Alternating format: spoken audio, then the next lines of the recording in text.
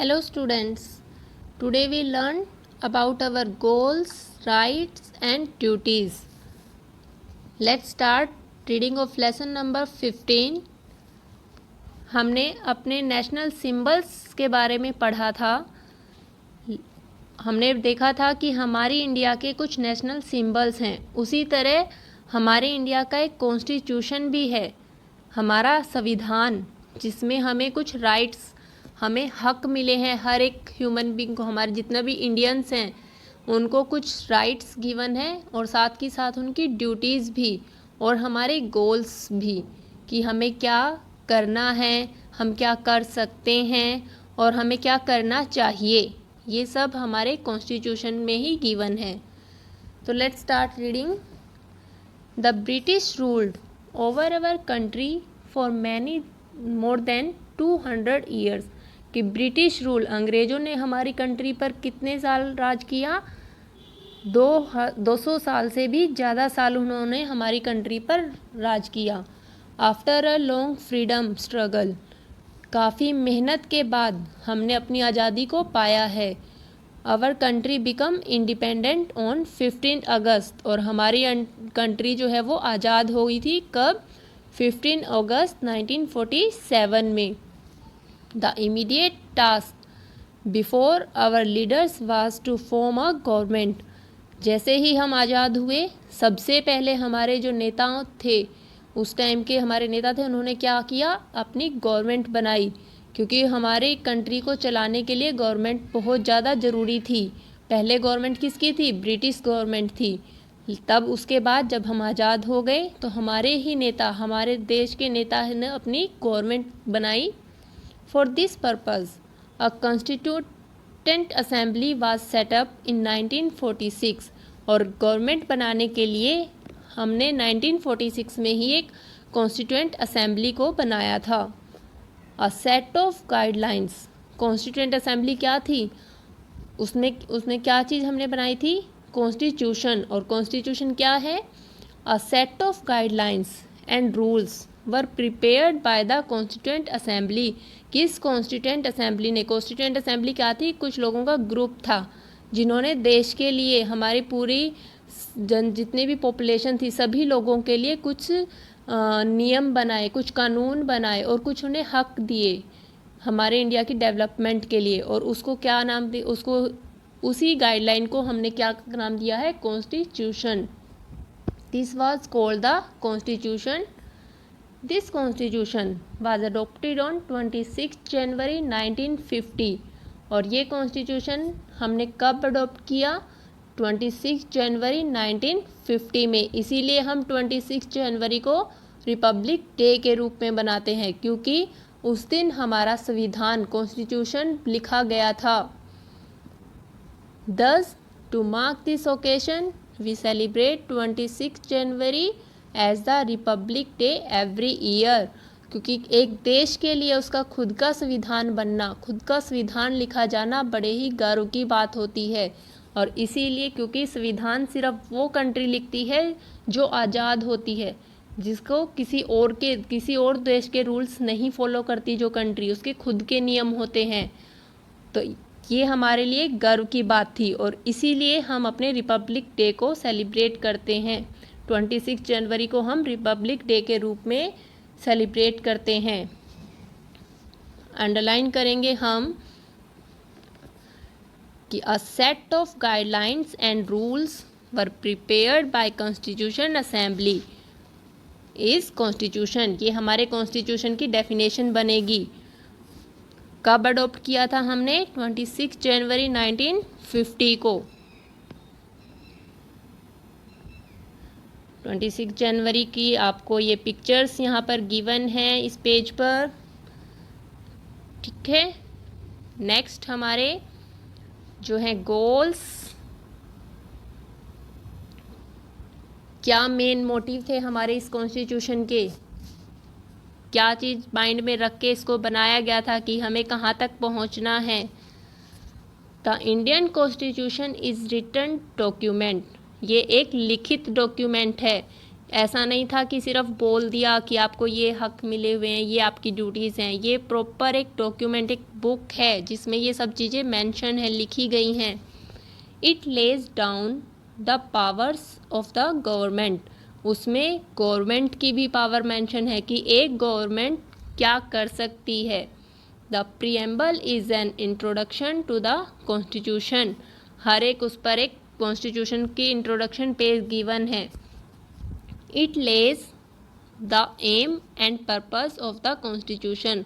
और उस प्रीएम्बल में क्या गिवन है कि इस कॉन्स्टिट्यूशन की क्या एम है, क्या उद्देश्य है। ठीक है। The preamble to our constitution lays emphasis on 3 goals. कि हमारे कॉन्स्टिट्यूशन की जो महत्व है वो किस चीज़ पर, 3 मेन चीज़ों पर फोकस करती है। वो कौन कौन सी है? Democracy, socialism and secularism. कि हम अपनी डेमोक्रेसी क्या, हम अपनी गवर्नमेंट खुद चुन सकते हैं, सबको एक जैसी ही यहाँ पर महत्व दिया जाएगा। ठीक है। नेक्स्ट है हमारा, the constitution of India allow the people to elect their representative to form a government. कि हमारा कॉन्स्टिट्यूशन इंडिया के लोगों को ये अधिकार देता है कि वो अपने नेता को, अपनी गवर्नमेंट को खुद चुन सकते हैं। और यही क्या कहलाती है? डेमोक्रेसी। डेमोक्रेसी क्या होती है कि जब पीपल अपनी गवर्नमेंट को खुद चुनते हैं। हमारे देश में इलेक्शन होते हैं, चुनाव होते हैं, उसके थ्रू ही हम अपनी गवर्नमेंट को चुनते हैं। Freedom and equality are essential for the success of democracy. Democracy कब सक्सेस होगी? जब हमारे देश में आज़ादी होगी और हम हर एक व्यक्ति को समान अधिकार होगा। The people of India will have equal rights and equal opportunity to progress. हमारे इंडिया में हर एक व्यक्ति को, चाहे वो गरीब है चाहे वो अमीर है, सबको समान अधिकार प्राप्त हैं। ऐसा नहीं है कि जो हमारे कॉन्स्टिट्यूशन में राइट्स गिवन है वो सिर्फ अमीरों के लिए है या फिर वो सिर्फ नेताओं के लिए है। नहीं, जो एक व्यक्ति इंडिया का है, इंडिया का रहने वाला है, इंडिया का नागरिक है, उस व्यक्ति को भी ये अधिकार प्राप्त हैं। This is called socialism. सबको एक समान समझना क्या कहलाता है? Socialism. No difference will be made between people. कि किसी भी व्यक्ति में कोई डिफरेंसेस नहीं होते कि रंग पर, जाति पर, ये सब डिफरेंसेस नहीं किए जाते। No discrimination will be made on the basis of religion और कास्ट। कि धर्म के नाम पर, जाति के नाम पर किसी भी व्यक्ति को उसके अधिकार से वंचित नहीं रखा जा सकता। Everyone is free to follow any religion. हर कोई व्यक्ति आज़ाद है किसी भी धर्म को अपनाने के लिए। This is called secularism. और ये चीज़ क्या कहलाती है? सेकुलरिज्म कहलाती है। कि कोई भी व्यक्ति, अगर एक व्यक्ति हिंदू धर्म में पैदा हुआ है लेकिन वो क्रिश्चियन धर्म को अपनाना चाहता है या वो सिख धर्म को अपनाना चाहता है तो कोई भी उसको मना नहीं कर सकता। The state treats all religions equally. कि स्टेट की गवर्नमेंट, स्टेट के लोग किसी भी दूसरे धर्म के व्यक्ति को भी उतना ही महत्व देंगे जितना कि उनका खुद का धर्म है। कि कोई किसी दूसरे धर्म को बुरी नज़र से या गलत नहीं बोल सकता। सब एक हैं, इक्वल हैं सभी। It does not favour any religion. कि कोई भी गवर्नमेंट, कोई भी हमारी गवर्नमेंट या हमारा कानून किसी एक रिलीजन के पक्ष में नहीं है। उसके लिए सभी धर्म, सभी लोग क्या हैं? इक्वल हैं। Thus democracy, socialism and secularism are our national goals. और हमारी कंट्री को बढ़ावा, इम्प्रूव करने के लिए, इंक्रीज डेवलपमेंट हमारी कंट्री कब होती है? जब ये तीनों चीज़ हमारे यहाँ पर मेन उद्देश्य रखे जाते हैं। और इसी चीज़ को लेकर हमारा कॉन्स्टिट्यूशन बना है और हम इस पर काम करते भी आ रहे हैं। नेक्स्ट है हमारे राइट्स। कि हमारे कॉन्स्टिट्यूशन में हर एक इंडियन को कुछ राइट्स गिवन हैं। उन राइट्स के बारे में हम यहाँ पर अब पढ़ेंगे। तो let's start reading. The constitution of India has given certain rights to every citizen. कि हमारे संविधान में हर एक व्यक्ति को, जो भी इंडिया का नागरिक है, उसको कुछ राइट्स गिवन है। और उन राइट्स को क्या कहा जाता है? Fundamental rights. The constitution India has given certain rights to every citizen. These are called fundamental rights. No one can ignore these rights. कोई भी व्यक्ति इन राइट से वंचित नहीं होगा. These rights are under, और वो कौन कौन से राइट्स हैं? पहला, और ये इसी सीरीज में राइट्स हैं. पहले नंबर पर हमें कौन सा अधिकार है? पहला अधिकार हमारा राइट टू इक्वलिटी, समानता का अधिकार. Everybody is equal before law, कि कानून के लिए हर एक व्यक्ति बराबर है. कोई छोटा नहीं, कोई बड़ा नहीं, कोई गरीब, कोई अमीर नहीं, सब क्या है? एक समान है. अगर कोई सज़ा एक के लिए तो दूसरे के लिए भी वही सज़ा होगी. ऐसा नहीं है कि नेता के लिए अलग सज़ा कानून है तो उसके लिए, सबके लिए एक है. राइट टू फ्रीडम, आज़ादी. Everybody can express his views freely. हर एक को पूरा अधिकार है, हर व्यक्ति को अधिकार है कि वो अपने थॉट्स, अपने मन के विचार वो फ्रीली बोल सकता है. लेकिन उसको ये इजाज़त नहीं है कि वो किसी दूसरे धर्म के बारे में गलत बोले. वो सिर्फ अपने विचार रख सकता है, लेकिन किसी दूसरे, आज़ादी का मतलब ये नहीं है कि हम किसी को गलत बोलेंगे. अपने अच्छे विचार, अगर उसको लग रहा है कि उसके साथ कुछ गलत हो रहा है तो वो उसके खिलाफ बोल सकता है. ठीक है. नेक्स्ट अधिकार हमारा यही है, राइट अगेंस्ट एक्सप्लॉयटेशन, कि अगर किसी व्यक्ति को लगता है कि उसका शोषण हो रहा है, मीन्स उसके साथ कुछ गलत हो रहा है, तो उसको पूरा अधिकार है कि वो उसके खिलाफ अपनी आवाज़ उठा सकता है. फोर्थ राइट हमारा right to freedom of religion, कि किसी भी धर्म को अपनाने का अधिकार.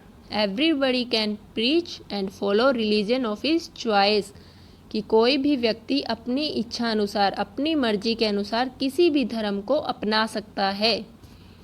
कल्चरल एंड एजुकेशनल राइट, हर एक इंडियन को ये अधिकार है कि वो किसी भी कल्चर को भी अपना सकता है और उसको पढ़ने का पूरा अधिकार है.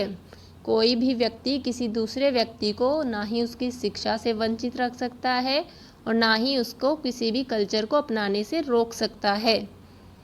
नेक्स्ट है हमारा लास्ट, और जो कि मोस्ट इम्पोर्टेंट है, क्योंकि अगर ये अधिकार ना, अगर राइट टू कॉन्स्टिट्यूशनल रेमेडीज़ ना होता तो हमारे ये 1 to 5 जो हमने रीड किए हैं राइट्स, इनकी कोई वैल्यू नहीं होती. क्योंकि यही वो अधिकार है जिसको हम, कि अगर हम में से इन पांचों में से अगर हमें कोई अधिकार नहीं मिला, हम इनसे वंचित हैं, तो हम इसके अगेंस्ट कोर्ट में जा सकते हैं.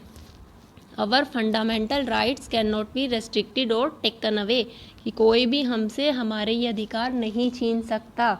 ये अधिकार हमें इस चीज़ के अगेंस्ट, कि कोई अगर हमें हमारे अधिकार से वंचित रखता है तो इसके खिलाफ हम अपनी आवाज़ उठा सकते हैं. ये अधिकार हमें 6th जो राइट है हमारा, ये हमें देता है.